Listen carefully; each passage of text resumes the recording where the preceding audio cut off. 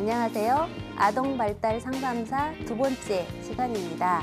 이번 시간에는 아동발달 진단이 무엇인지, 그리고 발달 진단 평가 및 해석에 대한 부분, 그다음에 저희가 실시하고 있는 찾아가는 발달 상담 서비스에 대해서 말씀드리도록 하겠습니다.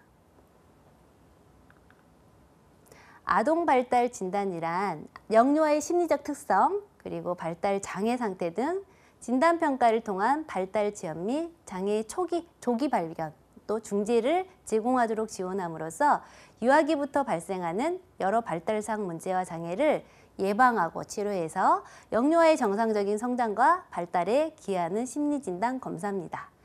여기서 설명하는 부분은 길긴 한데요. 정확히 다시 말씀드리면 아이들이 잘 자라고 있는지, 또 아이들이 보내는 신호에 또 내가 민감하진 않았는지 다시 되돌아보는 좋은 시간을 가질 수 있는 계기가 될 것입니다. 왜냐하면 이 아이들은 발달상의 문제가 있는 장애 아동이 아니고 일반 아동을 상대로 하기 때문입니다.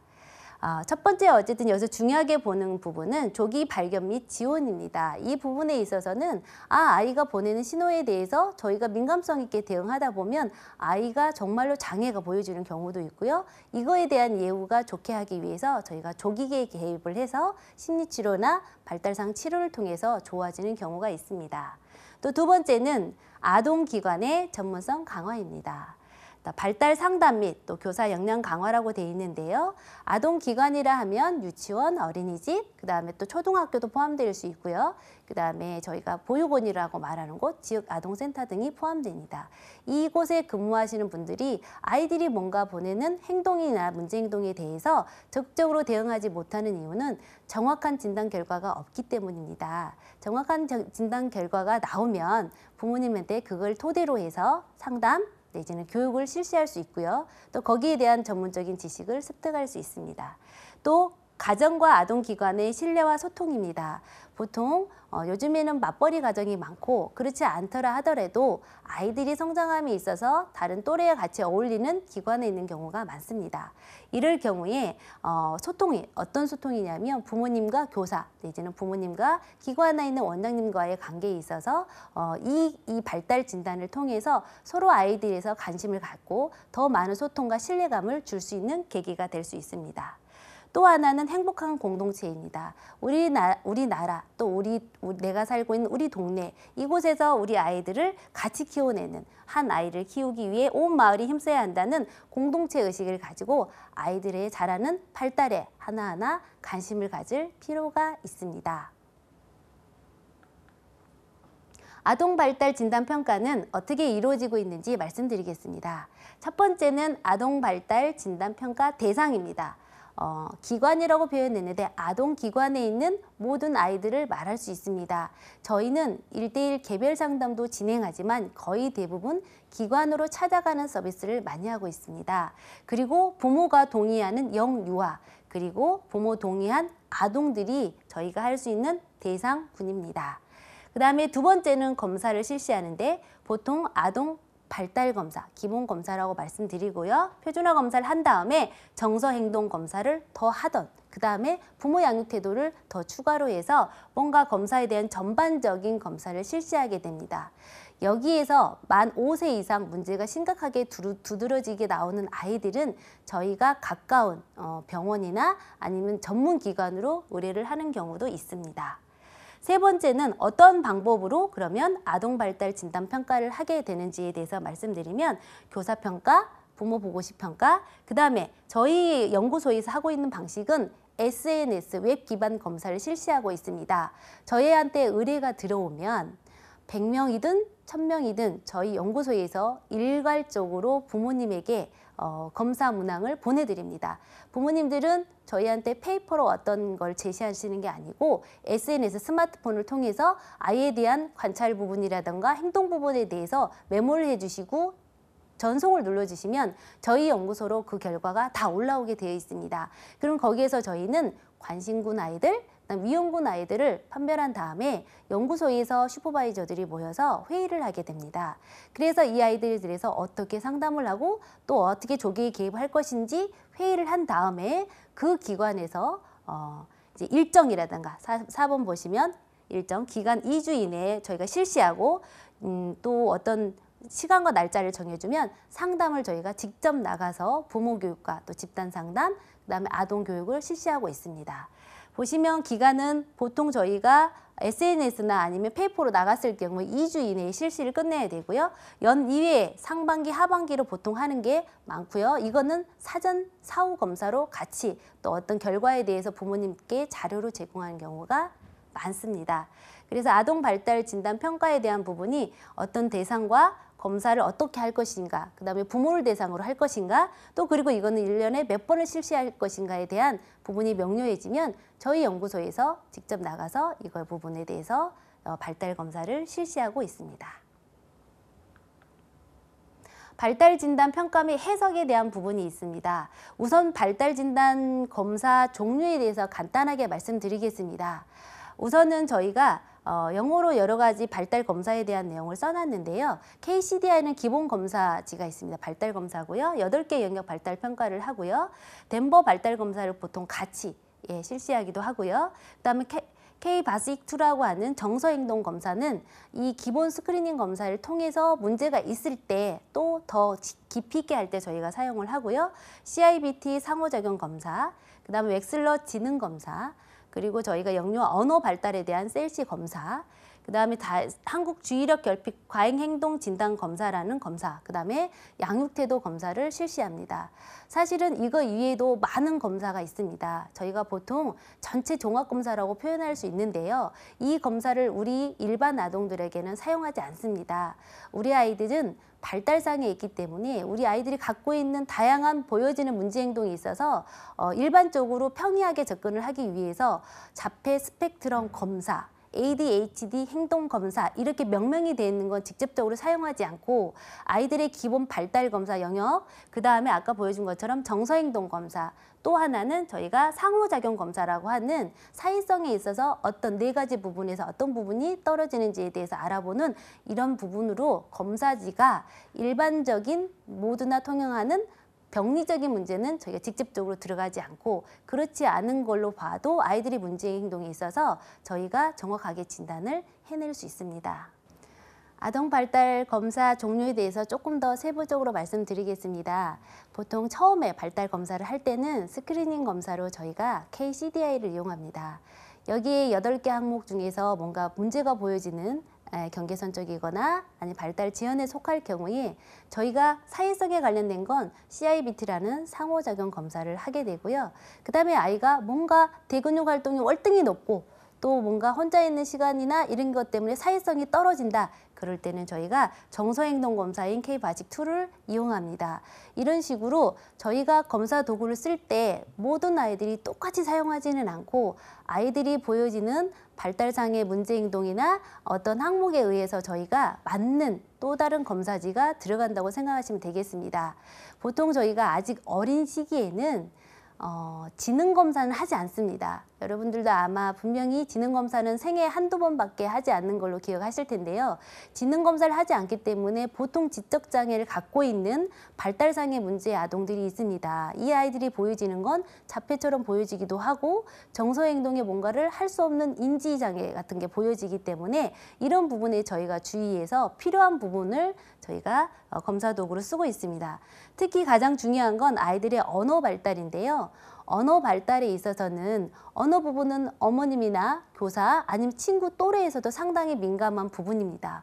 언어 발달이 지연되거나 뭔가 문제가 있으면 아이가 또래 관계에 있어서 사회성에서도 문제가 되게 됩니다. 그래서 언어 발달은 저희가 최우선으로 좀 많이 저희 실시하는 검사 도구 중에 하나입니다.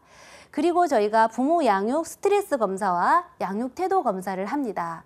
부모가 어떤 아이한테 보내는 여러 가지 태도나 아이한테 보여진 행동이 아이에게 스트레스나 어떤 자극이 되어서 아이가 문제 행동을 하는 걸 보여지기 때문에 저희가 그 부분에 있어서는 부모 양육 태도 검사를 통해서 부모님이 지금 보이는 양육 태도가 우리 아이한테 어떠한 부분을 영향을 미치고 있는지를 알려드립니다.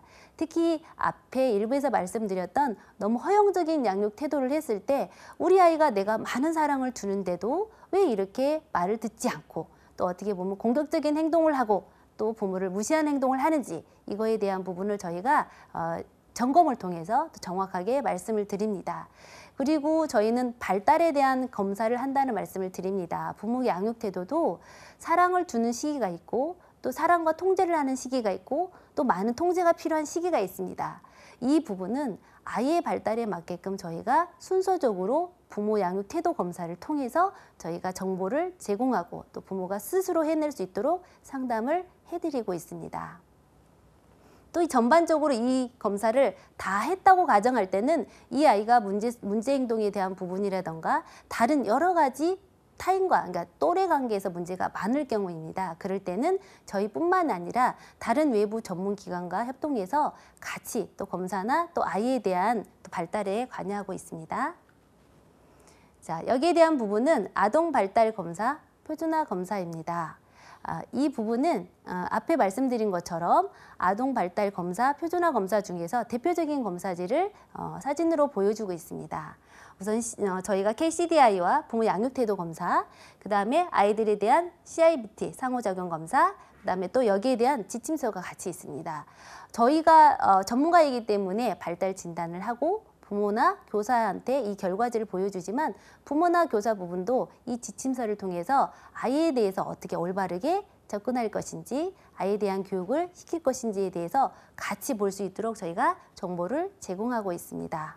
그 다음에 저희가 표준화 검사를 통해서 예시로 보여드리면 이 부분은 결과지입니다. 이 결과지에 있어서 아동 발달 검사가 이 아이가 평균 연령은 얼마고 그다음에 지금 발달 연령은 몇 개월이고 해서 비교를 통해서 하나씩 검사 결과에 대해서 볼 수 있도록 나온 결과지입니다. 결과지를 하나씩 보시면 첫 번째는 이 표준화 검사 KCDI에 대한 전반적인 소개가 들어가 있고 8개 발달 영역에 대한 어떤 표준화된 기준에 대해서 쭉 내용으로 설명이 되어 있습니다. 이 부분에 대해서 부모님들이나 아니면 이걸 검사한 상담자가 직접 체크를 하게 되는 거고요. 아동 발달 표준화 검사에 대한 영역이 8개를 지금까지 설명드렸고요. 뒤에서는 이제 프로파일을 보면서 아이들의 결과에 대해서 말씀드리도록 하겠습니다. KCDI 검사의 결과 프로파일입니다. 보통 이렇게 그래프로 나타나고 있고요. 첫 번째 그래프를 보시면 사회성이 나와 있습니다. 사회성. 두 번째는 아이들의 대근육 발달, 그 다음에 소근육 발달, 그 다음에 언어 이해에 대한 부분, 그 다음에 표현 언어에 대한 부분, 그 다음에 아이들이 글자나 숫자에 대한 부분, 그래서 사회성 부분이나 정서 부분의 전반적인 부분을 저희가 볼 수가 있습니다. 여기에서 큰 틀은 인지학습인 글자, 숫자, 그 다음에 신체 발달에 관련된 대근육, 소근육을 빼고는 아이들 정서상의 문제와 사회성, 또 또래 간의 발달에 있는 문제가 전반적으로 다 같이 연결되어 있다는 것을 알 수 있습니다. 여기 있는 그래프가 예시로 나와 있지만 한번 보시면 제가 설명을 해드리면 첫 번째 사회성에 있어서는 아이가 아까 말씀드린 것처럼 그 경계선 쪽, 붉은색의 경계선 쪽에 경계선에 지금 포함되어 있습니다. 다시 한번 설명드리면 푸른 색깔로 되어 있는 부분이 정상 범위이고요.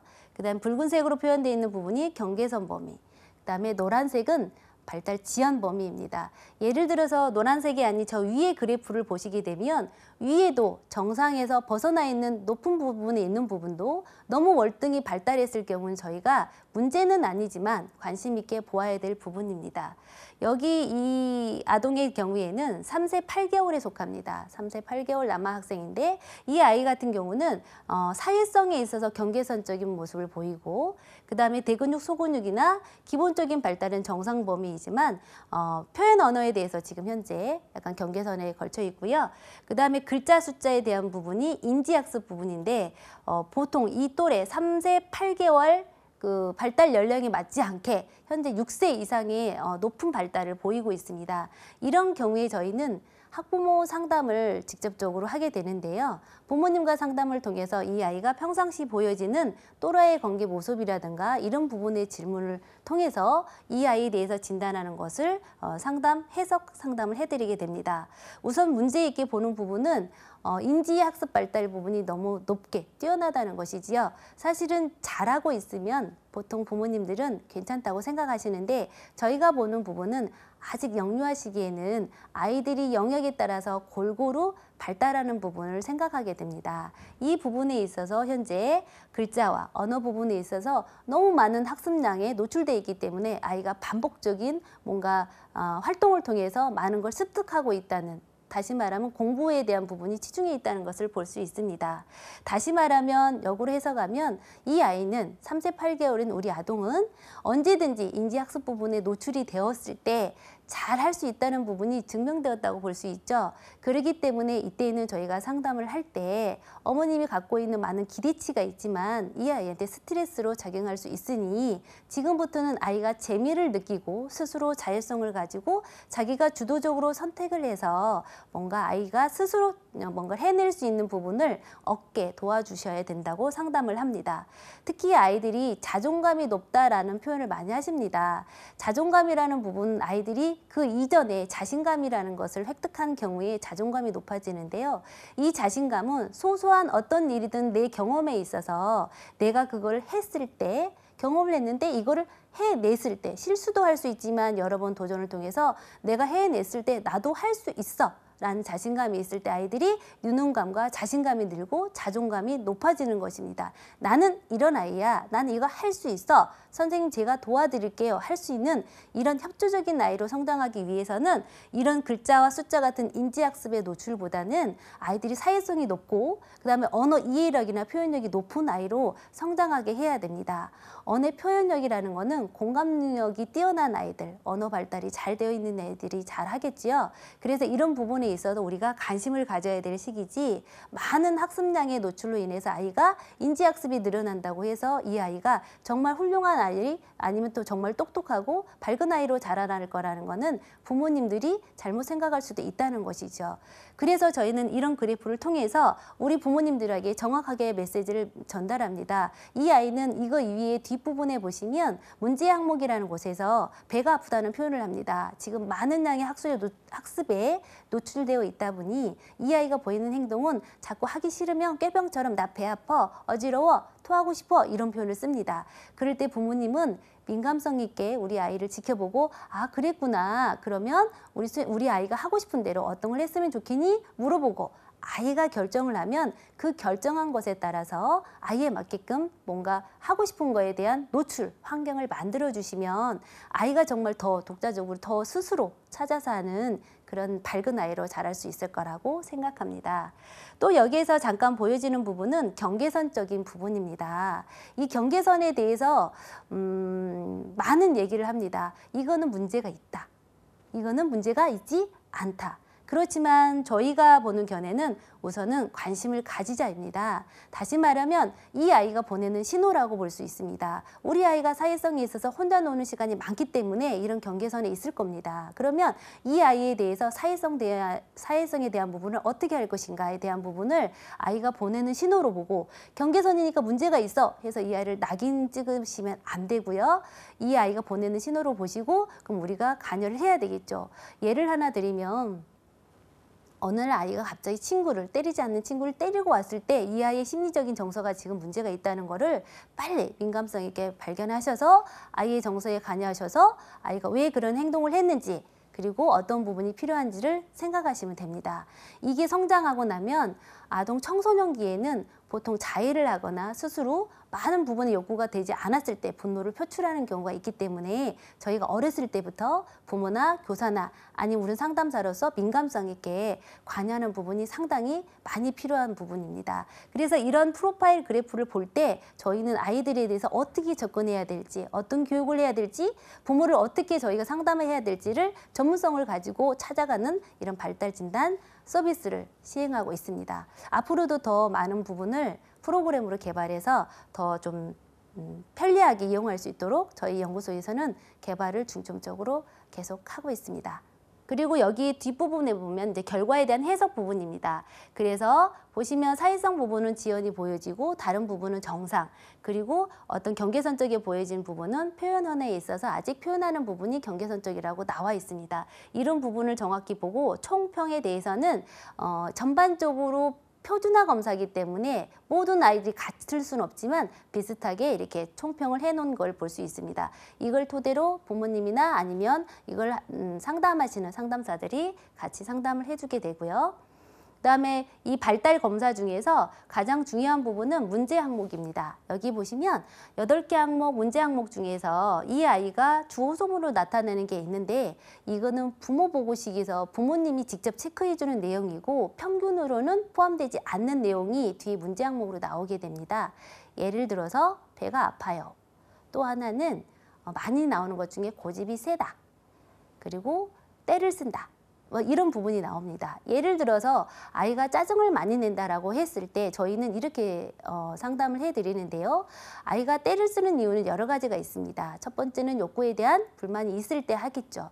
두 번째는 이 때를 쓴 거에 대한 행동이 지금 강화돼 있다고 볼 수 있고요. 세 번째는 자기 감정에 대해서 정확히 표현을 하지 못하고 있다고 볼 수 있습니다. 그래서 저희가 이런 문제 항목이 두드러지는 내용을 가지고 부모님에게 적절하게 어떤 양육 태도를 가지고 아이를 대해야 되는지 말씀을 드리고, 예를 들어서 그렇게 때를 쓰거나 고집을 피우는 아이들에 대해서는 규칙을 정한 다음에 하나하나 아이 메시지를 통해서 자기의 감정을 솔직하게 표현하게 하고 부모가 개입하는 방법을 저희가 행동지도도 교육하고 있습니다.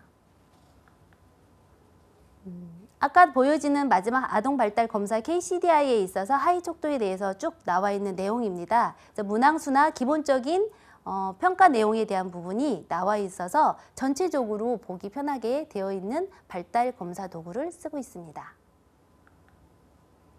그리고 찾아가는 아동발달 진단 상담 서비스에 대해서 말씀드리겠습니다. 저희 미래심리상담연구소에서는 아동발달에 대한 전문가들이 기관을 직접 찾아가서 상담 서비스를 하는 제도를 실시하고 있습니다. 왜냐하면 각 가정에서 일일이 하기보다는 기관에서 전반적으로 국가 지원 사업이나 내지는 프로포즈를 통해서 하는 경우도 있고, 그렇지 않을 경우에는 기관 내에서 기관장의 어떤 판단에 의해서 아이들의 발달에 대해서 관여하는 경우가 많기 때문에 좀 적은 돈으로 또 아이들 전반적으로 통합적으로 해서 발달 검사를 실시할 수 있습니다.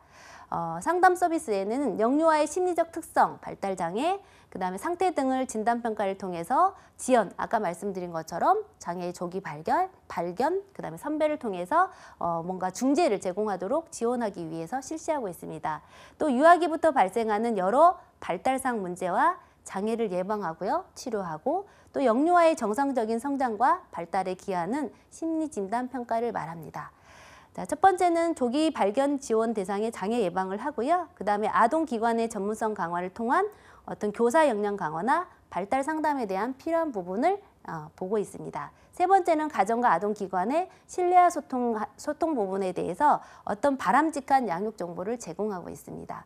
부모님이 말하는 아이하고 또 학교에서나 아니면 기관에서 보는 우리 아이하고의 행동이 다르기 때문에 여기에 대한 부분은 부모와 또 교사가 같이 소통함으로 인해서 아이에게 맞는 적절한 저희가 중재를 할 수가 있습니다. 그리고 행복한 공동체에 대한 부분은 아까 일과에서 말씀드린 것처럼 아이를 우리가 같이 키운다는 공동체 의식으로 아이에 대해서 관심을 가지고 발달에 관여할 수 있겠습니다. 찾아가는 아동발달 진단 서비스 상담에 대해서 말씀드리면 저희는 기관에서 집단 상담을 합니다. 첫 번째는 아동에 대한 부분에서 개별 상담 중에서 관심군 아이들과 또 어떤 문제가 있는 위험군 아이들 구분해서 상담을 마친 다음에 또 전체적인 집단 상담을 하게 되는데요. 지금 발달 진단 서비스 찾아갔던 곳에 대한 사진이 지금 나와 있습니다. 그래서 보통 많은 질문을 하시고 또 많이 걱정도 하시는데 저희는 이걸 통해서 불안을 조성하기 위해서 가는 게 아니고 아이에 대해서 조금 더 관심을 갖고 또 아이가 더 잘 성장할 수 있도록 돕기 위해서 같이 뭔가 협력하는 그런 메시지를 많이 전하고 옵니다. 그리고 언제든지 이런 발달 서비스나 이런 상담을 하는 이런 기관이 있다는 걸 알림으로 인해서 좀 부모들이 어떤 소아정신과나 이런 큰 병원이 아닌 상담센터를 통해서도 이런 걸 할 수 있다는 부분을 저희가 인식시켜주고 교육하고 있습니다. 지금 찾아간 서비스를 하다 보니 많은 곳을 저희가 상담하게 됩니다.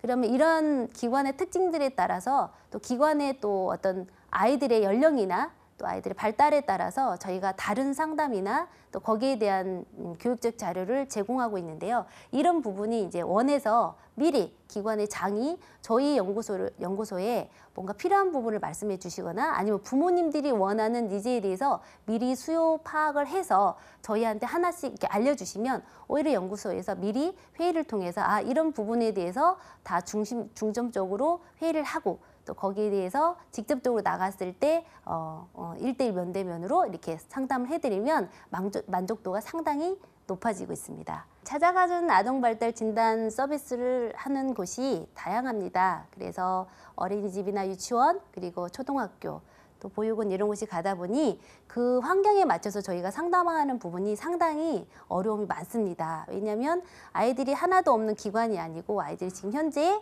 그 기관에서 활동을 하고 있거나 교육을 하고 있는 상황에서 저희가 어떤 공간을 마련해서 상담을 하기 때문에 미리미리 그 기관에 미리미리 저희가 찾아가서 확인을 해보고 또 조금 더 편안하게 상담할 수 있는 여러 가지 방법을 제시하고 또 상담을 들어가는 부분이 저희 연구소에서 많이 또 노력하는 부분이기도 합니다. 그래서 지금 방문한 곳에 대한 분위기를 보시면 어린이집도 있고 또 다양한 기관들에 대한 분위기가 다르기 때문에 거기에 맞춰서 저희가 상담을 하고 있고 이런 곳 같은 경우는 마을 공동체라는 곳에서 같이 토론식으로 발달 상담을 진행한 경우도 있습니다. 집단 상담에 속하긴 하지만 약간 원탁 회의처럼 자연스럽게 서로의 의견을 제시하고 어떻게 우리 아이들을 잘 발달하는데 성장하는 데 도움을 주고 우리 아이들 잘 자랄 수 있게 할 수 있을까 하는 부분에 있어서 부모들과 또 많은 또 지역에 있는 주민들이 오셔서 같이 참여해서 하는 경우도 있습니다.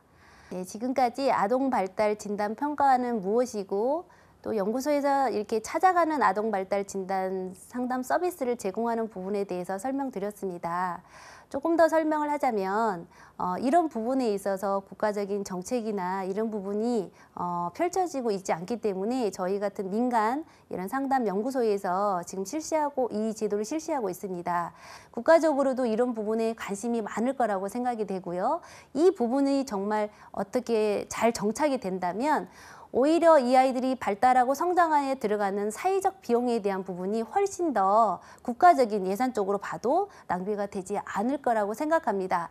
그런 차원에서 아동에 대한 전문가들 그리고 상담에 있는 전문가들 내지는 상담을 배우고 싶어 하시는 분들 또 아이들을 사랑하시는 분들이 이런 아동 발달 상담사라는 자격증에 대해서 좀 매력을 가지시고 직접 또 찾아가는 이런 서비스에 동참하시는 어떤 그런 기회가 되기를 바라고 있습니다. 다음 시간에는 저희가 아이들에 대해서 치료를 어떻게 접근하고 또 어떤 치료 방법이 있는지에 대해서 알아보도록 하겠습니다. 감사합니다.